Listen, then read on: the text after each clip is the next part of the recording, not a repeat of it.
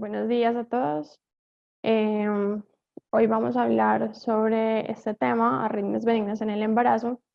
Yo soy Catalina Bermúdez González, soy residente de ginecología de la Universidad de Antioquia y para el desarrollo de este tema conté con la asesoría del doctor Edinson Muñoz, cardiólogo, y el doctor Jesús Velázquez, ginecobstetra.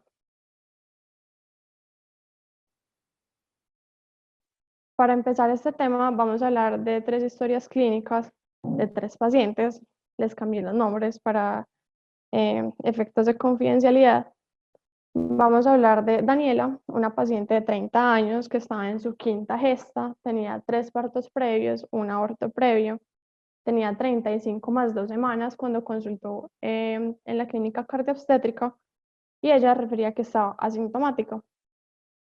Nuestra segunda paciente era Patricia, una paciente de 31 años, segundo embarazo, un parto previo con 33 semanas y 3 días, y ella refería que tenía palpitaciones cuando tenía cambios de posición.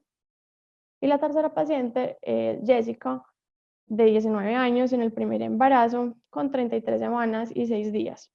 A ella la encontraron arrítmica en el control prenatal y por eso la remitieron para valoración en la clínica cardioobstétrica. Sin embargo, ella refería que estaba asintomática. Empecemos con Daniela. Ella fue remitida porque tenía riesgo de insuficiencia cardíaca en el puerperio. Ella ingresó el 17 de diciembre y tenía antecedentes de una hipertensión que se le encontraron a las 13 semanas y 6 días, se clasificó como una hipertensión crónica y estaba en manejo con nifedipino 30 miligramos cada 12 horas y aspirina. Ella ingresó con un electrocardiograma extrainstitucional que se había tomado el 10 de diciembre, que era reportado con unas ondas P de diferente morfología, con complejos QRS de diferentes morfologías, RR variable, e interrogadas extrasístoles o una arritmia supraventricular. Más o menos así era el trazado electrocardiográfico.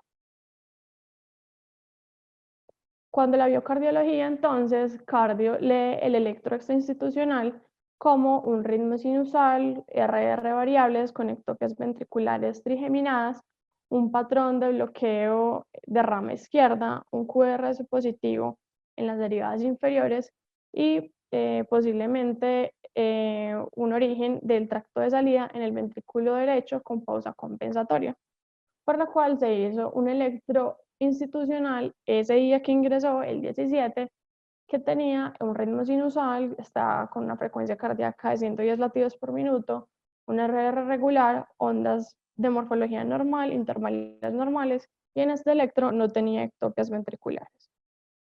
Se le realizó un ecocardiograma transtorácico al día siguiente, que reportó que tenía una función del ventrículo izquierdo normal, una FEBI del 54%, no tenía valvulopatías significativas y tenía una baja probabilidad de hipertensión pulmonar. Desde el punto de vista obstétrico, se le realizó una ecografía con 35 semanas y 3 días, un feto que estaba creciendo en percentil 28, una placenta posterior y un índice de líquido amniótico normal, y unos paraclínicos, un hemograma que reportaba una paciente con hemoglobina en 12.4, una paciente sin anemia, leucos y plaquetas normales. Se le realizó un Holter que reportaba un ritmo de base sinusal con 93 latidos por minuto de frecuencia cardíaca promedio, sin alteraciones en la conducción auriculoventricular, y reportaba muy frecuentes latidos supraventriculares prematuros, con episodios de trigeminismo, bigeminismo, dupletas y episodios de taquicardia ventricular no sostenida. Además, reportaba una morfología de los latidos prematuros sugestiva de un origen a nivel de los tractos de salida ventriculares, y la conclusión fue que tenía unos extrasístoles ventriculares muy frecuentes, con una carga rítmica de 47%, con episodios de taquicardia ventricular no sostenida. La paciente estuvo todo el tiempo estable hemodinámicamente, se había encontrado que tenía una función sistólica preservada, no tenía ningún compromiso estructural cardíaco, por lo cual cardiología refiere que no amerita un cambio en la vía del parto y tampoco tiene un riesgo cardiovascular que amerite realmente una asistencia en un centro de alta complejidad. El plan entonces fue darle de alta con una cita en una semana por alto riesgo obstétrico, se le dieron signos de alarma para consultar a urgencias y un control con cardiología a los 3 meses posparto. La siguiente paciente, Patricia, recordemos que ella tiene 31 años, esta era su segunda gestación y consultó con 33 semanas y 3 días. Ella tenía un antecedente de un prolapso de la válvula mitral con insuficiencia moderada y tenía un aumento del automatismo ventricular y supraventricular. Ella consultó el 20 de enero en la clínica cardiobstétrica, se encontró en el examen físico con unos signos vitales normales y a la auscultación tenía unos ruidos cardíacos rítmicos con un clic mesosistólico y un soplo holosistólico 2 de 6. Desde el punto de vista obstétrico, ella tenía todos los paraclínicos de control prenatal normales. Según el último hemograma, estaba sin anemia. Todos los exámenes infectocontagiosos estaban negativos. Y la última eco obstétrica había sido hacía una semana, con un feto creciendo en un percentil 41 normal, con un índice de líquido amniótico normal y un perfil biofísico 8 de 8. Ella traía un holter del 11 de noviembre, recordemos que la estaban viendo el 20 de enero, que reportaba un ritmo sinusal con una conducción normal, tenía una variabilidad de la frecuencia cardíaca normal y reportan complejos supraventriculares prematuros, esporádicos y aislados. Además, los complejos ventriculares prematuros frecuentes con bigemidismo y sin taquicardia ventricular. Esos complejos ventriculares prematuros lo reportaron con una carga rítmica del 4%. Además, tenía una bradicardia sinusal severa durante el sueño. El diagnóstico entonces fue un aumento leve del automatismo ventricular. Y el ecocardio, que había sido realizado 4 días después, la paciente realmente sacó una función del ventrículo izquierdo normal con una FEBI del 65%, una leve dilatación de la aurícula izquierda y la válvula mitral tenía una morfología de las valvas con implantación del aparato valvular normal, con prolapso de la valva posterior en el segmento P2 de 7 milímetros. Esta característica la clasificaba como una insuficiencia leve. Por lo tanto, se determinó que tenía una carga arrítmica baja, tenía unas palpitaciones ocasionales, no tenía deterioro de su clase funcional y se le dio un riesgo OMS 2-3 porque tenía un ecocardio de agosto, que reportaba una insuficiencia mitral moderada. Se continuaría una vigilancia clínica. Electrofisiología había referido que se iba a continuar un manejo expectante y por ahora no se iban a iniciar manejo farmacológico con beta bloqueadores. Se le dio una cita para el mes siguiente. Se volvió a ver el 11 de febrero con 37 semanas y un día, con un perfil biofísico del día anterior que estaba normal.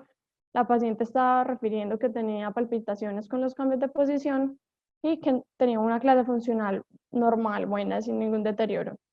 Se le dejó un monitoreo y una revisión en 2 semanas. Sin embargo, ya el 20, con 38 semanas, la paciente consultó por urgencias por una rotura espontánea de membranas a las 4 de la mañana con actividad uterina, por lo cual se inició una epidural temprana y la paciente tuvo un parto vértice espontáneo a las 12:44 con un bebé que pesó 3.110 gramos, un APGAR 910. Y al otro día la paciente se dio alta sin tratamiento farmacológico para su arritmia y se le dio una cita en un mes con un holter de control y un ecocardio en 3 meses. Jessica es nuestra tercera paciente, recordemos que tiene 19 años, es el primer embarazo y ella fue remitida por control prenatal por haber encontrado arrítmica. Tenía un electrocardiograma con RR irregular, con extrasístoles ventriculares no sostenidas, con una frecuencia cardíaca de 100%, por lo cual se citó para hacer una hospitalización y un estudio durante la hospitalización. Ella ingresó entonces el 2 de enero con 33 más 6 semanas, estable hemodinámicamente, arrítmica la auscultación, la biocardiología ese mismo día, con un electro que reportaba un ritmo sinusal, una frecuencia cardíaca entre 80 y 90 latidos por minuto, un RR irregular por extrasístoles ventriculares no sostenidas y sin ninguna otra alteración en la morfología de las ondas. Se le realizó un ecocardio que era normal, con una fracción de eyección del ventrículo izquierdo del 63%, sin valvulopatías y con baja probabilidad de hipertensión pulmonar. Y se le realizó un Holter que tenía una frecuencia cardíaca promedio de 92 latidos por minuto, siendo la máxima en 158.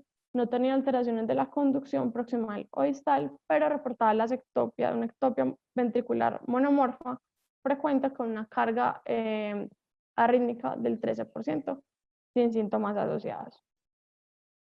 Desde el punto de vista obstétrico, los paraclínicos estaban normales. La paciente en algún punto tuvo como unas cifras tensionales en el límite superior para considerar una hipertensión gestacional versus una preeclampsia, por lo cual se le tomó una relación de proteinuria o creatinuria en una orina ocasional, que fue negativo.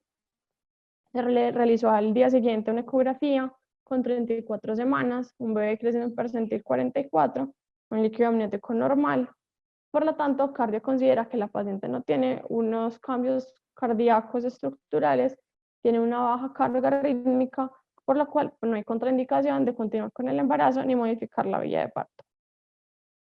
La paciente volvió a verse en consulta externa el 11 de febrero, ya tenía 39 semanas y 4 días, con signos vitales normales, bienestar fetal normal, por lo cual se citó para terminación del embarazo las 40 semanas.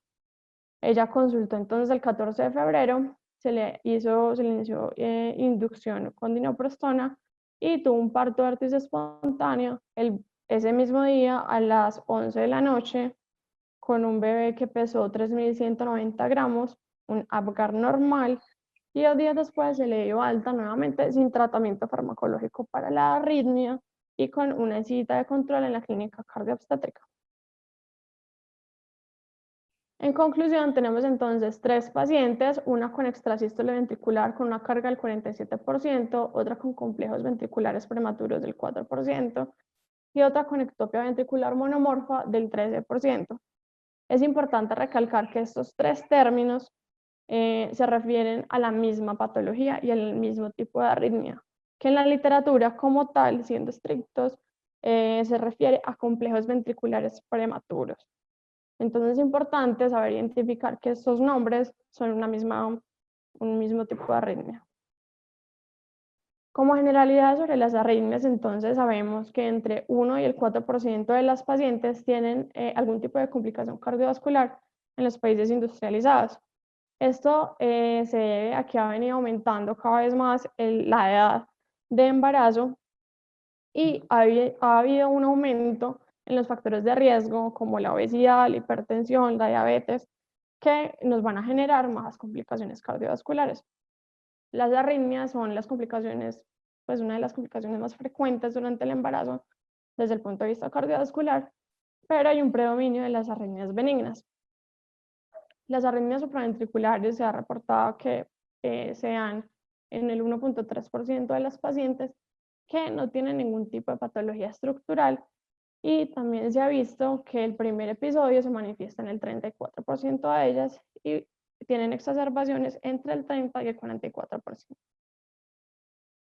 Es importante recordar los cambios fisiológicos que suceden en el embarazo, que pueden también ser predisponentes para las arritmias durante este. El aumento de la frecuencia cardíaca empieza desde las 5 semanas y aumentando definitivamente aproximadamente entre 5 y 15 latidos por minuto. Al finalizar el embarazo, la presión sistólica y la presión diastólica, ambas, pero predominantemente la presión diastólica, va a disminuir también por la disminución de la resistencia vascular sistémica, dado por el aumento de los progestágenos, por lo cual se ve que hay un pico en la disminución de las presiones, más o menos en la semana 20, y en el tercer trimestre hay un aumento, pero no es un aumento por encima de lo basal, sino que se recupera a lo que la paciente tenía basalmente. Hay además un aumento del gasto cardíaco aproximadamente en un 50%. Como tal, los mecanismos arritmogénicos en el embarazo no son claros, pero dado a los cambios hemodinámicos, hormonales y autonómicos, hay como tres elementos o tres teorías de por qué aumentan las arritmias en el embarazo. El primero es el estiramiento de los miocitos. Esto va a predisponer a que haya despolarizaciones tempranas, conducciones lentas y un acortamiento del periodo refractario. El aumento del tamaño cardíaco va a ser más difícil de sostener los mecanismos de reentrada y el aumento de la frecuencia cardíaca también es un predictor de la arritmogénesis. Desde la parte de epidemiología, un estudio de cohorte que evaluó aproximadamente a 163.422 mujeres en embarazo y se vio que la taquicardia sinusal y la bradicardia sinusal fueron las arritmias más comunes, más o menos 104 por 100.000 embarazos. La taquicardia supraventricular correspondía a 24 por 100.000 embarazos, siendo más o menos el 14% de las arritmias, y arritmias como la taquicardia ventricular, la fibrilación auricular y el flutter correspondían más o menos al 1% de las arritmias. Aquí vemos unas gráficas que nos muestran, la gráfica A nos muestra la frecuencia por 100.000 embarazos en un periodo de hospitalización y de estudio de estas maternas por edad. Vemos que las pacientes entre los 41 y los 50 años, a mayor edad, son las que tienen mayor frecuencia de arritmias. En la gráfica B vemos la frecuencia de esas arritmias en el periodo de hospitalización clasificado por arritmia y vemos que la más común de estas era la fibrilación auricular. En la gráfica C vemos que la arritmia más relacionada con mortalidad fue la taquicardia ventricular y las complicaciones maternas y fetales dadas por hemorragia postparto, preeclampsia, eclampsia, hipertensión gestacional e incluso infección del sitio operatorio se daba en pacientes que tenían taquicardia ventricular. Existen algunos factores de riesgo para tener mayor incidencia de arritmias durante el embarazo. El primero y más importante es la historia previa de arritmias. El segundo es la enfermedad cardíaca congénita. Se sabe que más o menos el 50% de las pacientes con estas enfermedades, como la tetralogía de Fallot, la patología de Epstein, la transposición de grandes vasos y el ventrículo único, tendrán en el embarazo alguna arritmia cardíaca. La enfermedad estructural como la cardiopatía hipertrófica y el ventrículo derecho arritmogénico también hace parte de esas enfermedades estructurales. La enfermedad cardíaca adquirida dada predominantemente por la enfermedad reumática y por la endocarditis, y algunas predisposiciones genéticas como el síndrome de Cute largo. Con el síndrome de Cute largo hay una salvedad y es que tiene mayor riesgo de que tengan eventos cardíacos postparto que durante el embarazo como tal. Lo que nos lleva a pensar, o por qué es importante, además de la madre, todas estas consecuencias o complicaciones cardiovasculares de las arritmias, es que en los fetos se ha visto asociado con la prematuridad, el síndrome de dificultad respiratoria, el feto pequeño para la edad gestacional y enfermedades cardíacas congénitas fetales. Entonces también es importante tenerlos en cuenta. ¿Cómo vamos a sospechar entonces que la paciente tenga arritmia? Los pacientes pueden estar asintomáticas o en algún momento pueden referir síntomas como palpitaciones o síncope. Ese síncope, hay tres tipos de síncope y es importante clasificarlos porque nos va a dar esa probabilidad de que realmente sea por una arritmia, definitivamente pues dado como por las características. En el síncope vasovagal va a ser desencadenado por el dolor, la ansiedad y la sangre. La paciente va a experimentar unos síntomas previos como náuseas, calor, frío, mareo, cambios en la visión. En el ortostático, entonces, es como propio por el embarazo, por esos cambios fisiológicos de la vasodilatación periférica. La paciente puede referir fotopsias con los cambios de posición Y el síncope cardiogénico se va a dar más que todo por la alteración estructural o con esas alteraciones del ritmo cardíaco. Y la paciente va a referir fotopsias, pérdida del estado de conciencia, como parte de esos síntomas. También está asociada con la cardiopatía hipertrófica, con la estenosis aórtica. Para el estudio de las arritmias, entonces, o de las pacientes que consultan con esos síntomas, vamos a iniciar con varios exámenes. Lo primero siempre va a ser un electrocardiograma. Un electrocardiograma no se le niega a nadie. Cuando se documenta una arritmia, se puede solicitar un ecocardiograma para mirar si tiene algún tipo de alteración de la estructura cardíaca o de la función. Se debe solicitar un hemograma, electrolitos, de la función tiroidea, función renal y, si es necesario, un Holter. Es importante también perdón, tener en cuenta que en el electrocardiograma vamos a ver diferencias con respecto a la población general. Normalmente podemos encontrar un aumento de la frecuencia cardíaca, como ya lo dijimos. Va a haber una movilización del eje cardíaco hacia la izquierda, aproximadamente 15 a 20 grados. Podemos ver cambios en el ST y en la onda T. Podemos ver también ondas Q en las derivadas inferiores, ondas T invertidas en D3 y de B1 a B3, hipertrofia en ventrículo izquierdo, dado por un aumento de la relación del RS, sobre todo en las derivadas B1 y B2, y podemos ver también complejos atriales y ventriculares prematuros. En el ecocardiograma también vamos a encontrar alteraciones o modificaciones fisiológicas de este, como una dilatación de las cámaras, predominantemente en las cámaras derechas. Va a haber un cambio en el grosor del ventrículo izquierdo, no, por esa hipertrofia, por el aumento del gasto cardíaco, un aumento de los gradientes transvalvulares. Puede encontrarse regurgitación mitral, pero siempre nos debe llamar la atención y siempre va a ser patológico la regurgitación aórtica. Estas pacientes entonces las clasificamos según el riesgo cardiovascular, según la OMS modificado, en el OMS, grado OMS 1 y 2, siendo la mayoría de las arritmias, sobre todo las arritmias supraventriculares o los latidos ectópicos de lados auriculares, como clasificación OMS 1 y 2. Entonces, ¿por qué a Patricia la clasificamos en un riesgo OMS 2 o 3? Vemos que cuando hay algún tipo de valvulopatía que es moderado, se clasifica en esta categoría. Sin embargo, en el ecocardio más reciente, que fue en noviembre, la insuficiencia mitral de ella había pasado de ser moderada a leve. Realmente estas pacientes tenían un riesgo OMS bajo. Y otra cosa que es importante tener en cuenta y es importante recordar es que cualquier paciente que tenga una arritmia, que en algún momento esté inestable hemodinámicamente, si se requiere usar medicamentos antiarrítmicos, deben ser usados.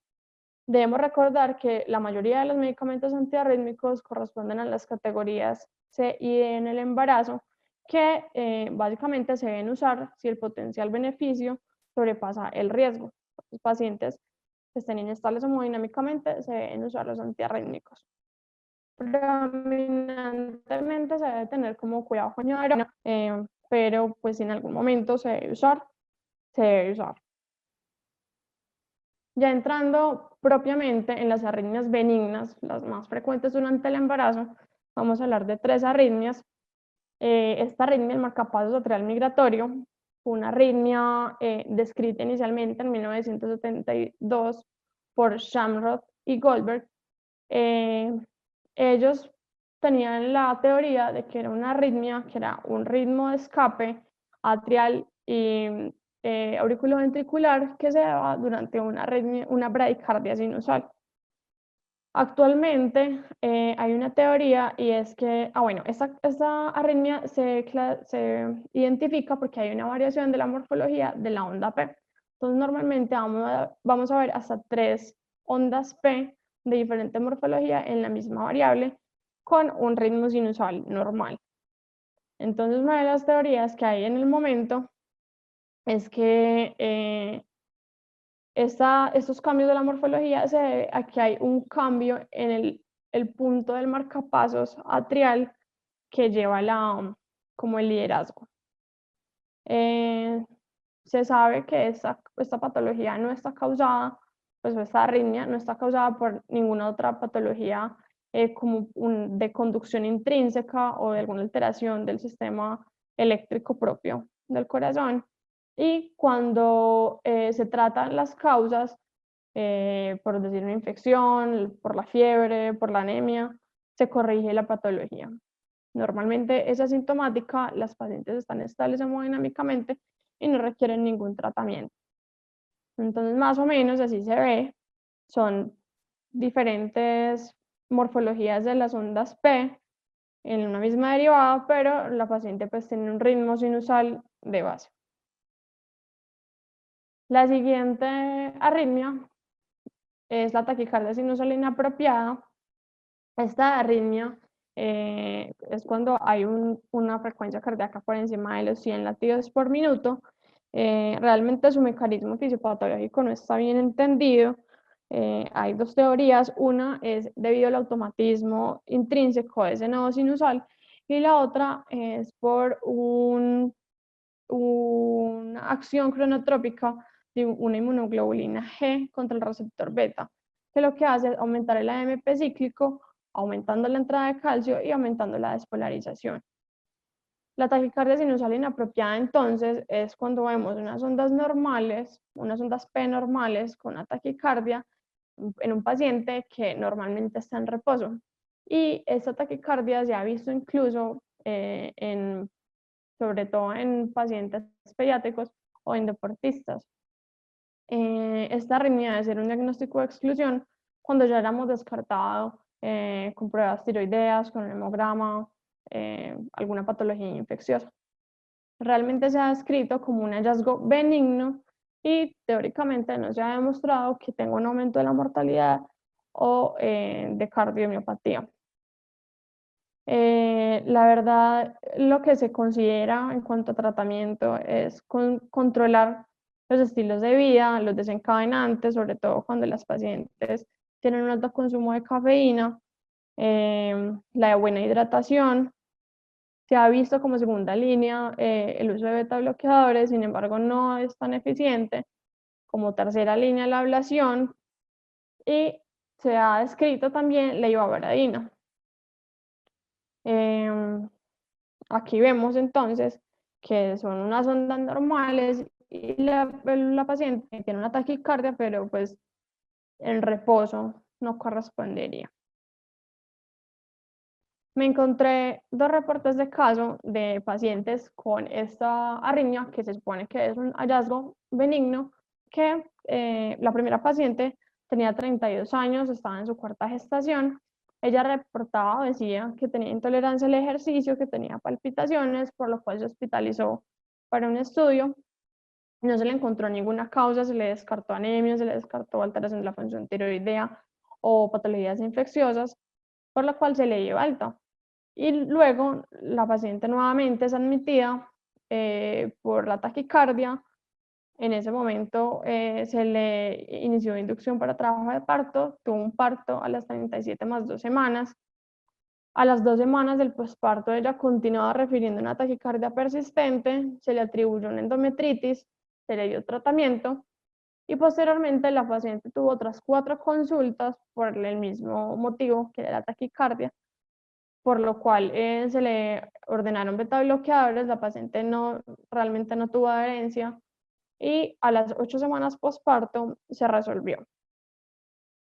En la literatura se han reportado 3 casos asociados con una cardiomiopatía y 2 de ellos se han asociado con el embarazo. Sin embargo, posterior al tratamiento de esa taquicardia, la cardiopatía se ha resuelto.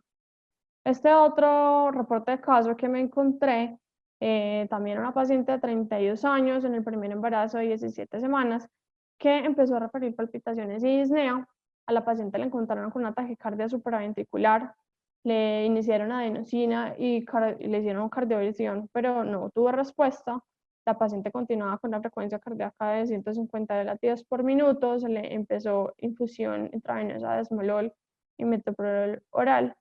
Sin embargo, continuaba muy taquicárdica, le iniciaron nuevamente verapamilo y digoxina, se le hizo un ecocardio donde encontraron una fracción de eyección del 45%, y al séptimo día, desde el inicio de los síntomas, se le repitió el ecocardio, ya con una FEBI del 40%.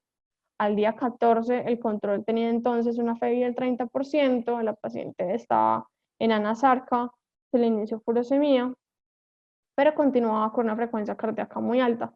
Se le ofreció la ablación, ella se negó por el riesgo de irradiación, realmente pues en este punto no se debería considerar tanto, pero pues la paciente se negó, entonces se le inició ibabradina a 5 miligramos cada 12 horas.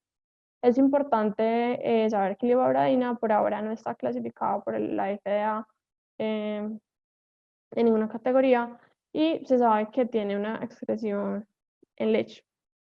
Posterior al inicio de la ibabradina, la paciente empezó con una frecuencia cardíaca de 90 latidos por minuto con fetocardias normales y después de que se logró controlar la frecuencia cardíaca, un ecocardio de control mostró que tenía una fracción de eyección del 50%. Por lo cual, entonces, como consideramos, se ha considerado en la literatura esta arritmia como una arritmia benigna, sin embargo, sí hemos visto que puede relacionarse con casos de cardiopatías en las pacientes, pero que al controlar esa frecuencia cardíaca se logra controlar la cardiopatía. Y la tercera arritmia, que esta es propiamente el diagnóstico de las 3 pacientes que tuvimos en cuenta en las historias clínicas, los complejos ventriculares prematuros, es una patología o una arritmia de alta prevalencia, se da más o menos en el 40 al 50% de las arritmias. La mayoría son asintomáticas, no comprometen la vida de la paciente y no requieren tratamiento, y tiene desencadenantes específicos, como ya lo había mencionado en otro momento, como la cafeína y la deshidratación. Se considera que las pacientes que están demasiado sintomáticas se les inicia beta bloqueadores, sin embargo, hay que evaluar el riesgo-beneficio. Me encontré este estudio, es un estudio de cohorte prospectivo que evaluó en las mujeres con complejos ventriculares prematuros versus mujeres con taquicardia supraventricular y 53 mujeres sanas. Se evaluó durante hasta los 6 meses postparto en pacientes que no tenían enfermedad cardíaca. Se evaluaron las complicaciones como la falla cardíaca y la taquicardia ventricular sostenida que tuviera necesidad de tratamiento farmacológico. Se encontró que estas pacientes con complejos ventriculares prematuros, el 11% tuvieron complicaciones desde el punto de vista cardíaco, y que estas pacientes tenían una carga como tal mayor al 5%. Además, se comparó los efectos adversos fetales y neonatales en las pacientes con los complejos ventriculares prematuros se vive en el 13%, y versus las pacientes o la presentación de los efectos adversos en pacientes sanas, realmente no hubo ninguna diferencia estadísticamente significativa, pero sí se vio comparado con las pacientes con taquicardia supraventricular que tenían el 30% menos de riesgo de tener parto pretérmino o feto pequeño para la gestacional. En este artículo concluyen que entonces cuando las pacientes tienen más de 10.000 a 20.000 latidos o complejos ventriculares prematuros en 24 horas, van a tener una mayor predisposición a tener una disfunción del ventrículo izquierdo. Hay varios puntos de corte, sin embargo, lo que encontré en la literatura, aunque no todos están de acuerdo, es que se debe considerar una supresión de esa carga arritmogénica cuando sobrepasa el 10%, y cuando la carga sobrepasa el 24% puede estar más relacionada con cardiomiopatías por esas ectopias que son potencialmente reversibles. Es importante considerar el uso de medicamentos arritmogénicos porque pueden estar asociados con mayor mortalidad y efectos adversos en pacientes que ya tienen una disfunción del ventrículo izquierdo, y pensar que también la ablación puede tener una eficacia entre el 70 y el 100%. Al final, como consideraciones generales en estas pacientes con estas arritmias, es importante tener un adecuado control del dolor y de la ansiedad, sobre todo en el trabajo de parto. Se ha considerado también considerar la epidural temprana para evitar el aumento del automatismo por el dolor, considerar los efectos adversos dados por los tocolíticos, realmente si son necesarios, y también tener en cuenta que las arritmias que tengan estabilidad hemodinámica no van a requerir una inducción de trabajo de parto ni van a requerir un cambio de la vía de parto. Normalmente la vía de parto se considera es por una causa obstétrica y no debe ser llevada a cesáreas innecesarias, realmente por arritmias que sean benignas, potencialmente benignas y que estén estables hemodinámicamente. Y por último, hablar que es importante, muy importante en estas pacientes, el manejo multidisciplinario entre anestesia, cardiología, obstetricia, y tener una adecuada comunicación con los médicos que hacen normalmente también el control prenatal.